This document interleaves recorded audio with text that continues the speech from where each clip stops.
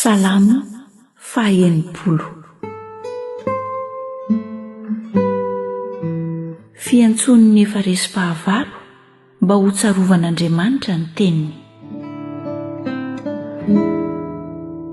Andriamanitra, efa nanary sy nampiahaka anay ianao, efa tezitra ianao, velombelomo izahay, efa nampiororo ny tany ianao ka namaky azy, amboary izay rava aminy fa miozongozona izy. Efa nampahita ny olonao zavatsarotra ianao, ary efa nampisotro anay divay mampiraikiraiky. Efa nitoloranao faneva ny matahotra anao, atsangany noho ny fahamarinana. Mba hahafahan'ny mahalala anao, dia vonjeo amin'ny tananao ankavanana kavalio. Andriamanitra ny teny tamin'ny fahamasinany hoe, hifaly aho ka hizaran'ny Sekema, ary ny lohasahan'ny Sokota ho refesiko, Gileada, koa Manase, ary ny lohako Efraima.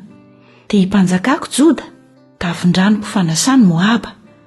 Edoma no anipazako ny kapako, Mioby no ny amiko ry Filistia. Iza no hitondra aho any an-tanàna mafy?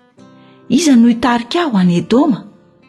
Tsy ianao va izay efa nanary anay, Andriamanitra? Sady tsy mivoaka niaraka tamin'ny antokony miaramila anay, Andriamanitra? Vonjeo amin'ny mpandrafy izahay, fa zava-poana ny famonjena ataon'ny olona. Andriamanitra no haherezantsika, fa izy no hanitsakitsaka ny fahavalontsika.